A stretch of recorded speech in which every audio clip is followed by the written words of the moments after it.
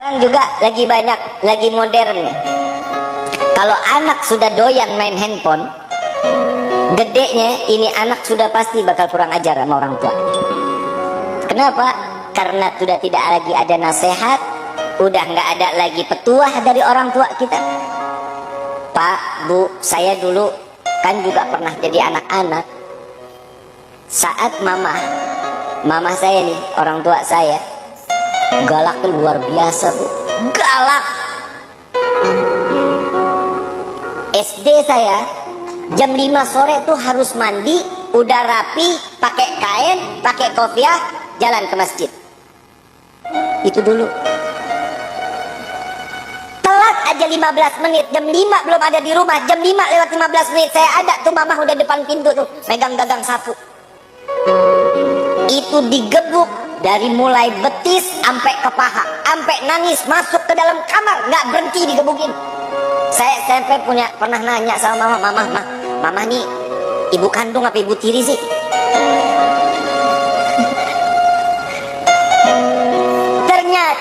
Ternyata itu obat. Kenapa? Yang digebuk bukan diri kita, tapi syaitan yang ada di diri kita. Berasa sekarang ternyata didikan orang tua itu nggak pernah salah. Ada salah satu sahabat Nabi SAW, saat beliau punya istri, istrinya umur kandungannya 9 bulan. Saat ini anak lahir, ini sahabat lagi nunggu Nabi SAW dalam keadaan sakratul maut, dalam keadaan naza. Sampai Nabi meninggal, ada pembantunya datang, wahai sahabatku, istrimu telah melahirkan. Setelah pemakaman Nabi, ini sahabat pulang. Begitu pulang ngeliat, aku istriku sudah melahirkan, sudah apa anaknya laki-laki, beri nama dia Muhammad, kata. Dikasih nama Muhammad. Saat Muhammad kecil umur 1 tahun, setiap bangun malam, sepertiga malam dibangunin tuh anak, suruh bengong ngeliatin bapaknya sholat. Setiap malam dibangunin. Kita tega nggak ngeliat umur anak setahun kita bangunin suruh ngeliatin kita lagi sholat? Nggak bakal tega. Begitu 2 tahun begitu juga, dibangunin setiap sepertiga malam, setiap lagi sholat nggak boleh dalam keadaan tidur, liatin bapaknya lagi sholat. Sampai ini anak umur 3 tahun mulai dibawa ke masjid, diajak sholat ke masjid, duduk sama-sama sama orang tuanya di masjid. Sampai umur 5 tahun Muhammad sudah bisa menghafal Al-Quran. Muhammad sudah mengikuti sunnah Nabi. Puasa Senin Kemis nggak pernah lewat. Kadang puasa Nabi Allah Daud. Sunnah semua dijalani. Di Muhammad 5 tahun udah mulai pentes. Mulai nih, Muhammad udah mulai nanya-nanya banyak sama ayahnya. Wahai ayahku, dari kemarin aku nih dididik sama dirimu dalam keadaan ini harus sunnah. Apa sunnah ini? Sunnah ini apa yang diajarkan oleh Nabi, itu yang kita jalani. Siapa Nabi itu? Nabi Muhammad SAW. Dia yang mana orangnya? Dibawalah si Muhammad kecil datang ke makam Nabi SAW. Inilah Nabi Muhammad. Dia telah meninggal dunia, iya. Tapi kenapa ajarannya harus terus kita jalani? Karena ajarannya yang bisa membawa kita saat dimana kita disirat dapat masuk ke dalam surganya Allah. Mulai Muhammad faham, makin cinta. Bagaimana cara dia ingin berjumpa dengan Nabi Muhammad? Maka timbulkan rasa cintamu kepada Nabi SAW. Ikutin, baca sholawat terus, dia sunnahnya, wajibnya terus dijalani. Sampai satu saat ayahnya nanya, ya Muhammad, sudah belum mimpi Nabi? Belum. Berarti engkau belum cinta kepada Nabi. Sampai suatu saat dengan mahabbah yang luar biasa, sampai netes air mata Muhammad, itu malam dimimpiin sama Nabi.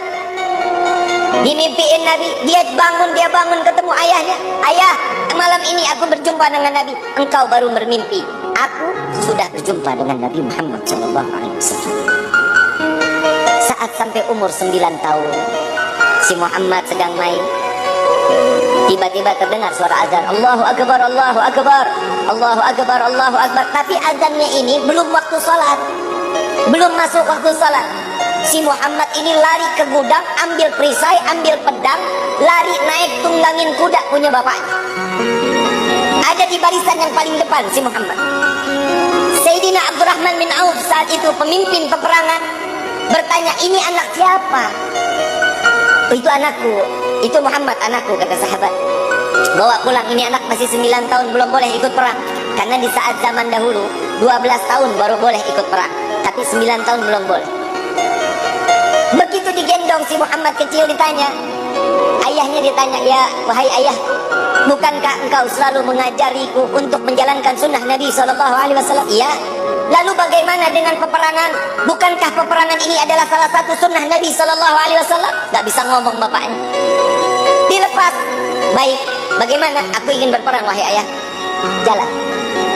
Jalan, dia minta di barisan yang paling depan. Paman Abdurrahman, biarkan aku untuk ikut berperang bersama kalian, karena aku ingin menjalankan sunnah Nabi Muhammad SAW. Dengan niat menjalankan sunnah Nabi SAW. Di dalam riwayat, berkecamuklah peperangan tersebut. Muhammad dapat menebas kepala orang-orang musyrik saat itu 70 orang. Mati di tangan Muhammad, ditebas lehernya. Dan di dalam riwayat ada 120 musyrik habis dimatikan oleh Muhammad kecil. Saat setelah peperangan usai, dilihatlah mujahid-mujahid, orang-orang yang mati syahid, dibuka satu persatu. Si bapak ini lagi nungguin Muhammad mana nih, nggak datang-datang. Soalnya dia barisan paling depan dan dia berlari paling kencang, paling ke depan. Saat terakhir dia lihat Muhammad kecil, nggak tahu. Di dalam riwayat tersebut, Muhammad dalam keadaan terdapat anak panah, 180 anak panah melesat ke jasad Muhammad. Kepala sudah tinggal dengan kulitnya, kuping sudah nggak ada, tangan sudah nggak ada. Habis Muhammad mati dalam keadaan yang cukup parah saat itu. Namun ayah dari Muhammad kecil tertawa melihat Muhammad. Sahabat bertanya, wahai sahabatku, apakah kau gila? Kau melihat sahabat engkau menangis, engkau melihat anakmu tertawa. Aku melihat sahabatmu, mereka adalah penghuni surga. Aku merasakan bagaimana saat aku kelak di yaumil kiamah, akankah aku berkumpul dengan saudara-saudaraku dan sahabat-sahabatku. Jika aku melihat anak aku tertawa, aku melihat dia sedang bermain dengan baginda Nabi Muhammad SAW. Ingat bu, pak, anak itu fitnah. Anak fitnah dunia, anak itu fitnah akhirat.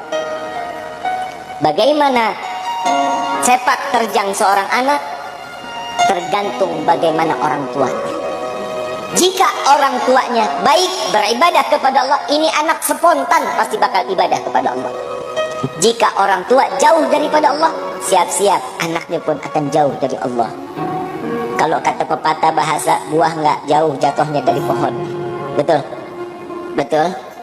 Kalau jauh berarti dia kebawa sama aliran sungai. Betul? Nah sekarang bagaimana sikap kita untuk nasihatin anak?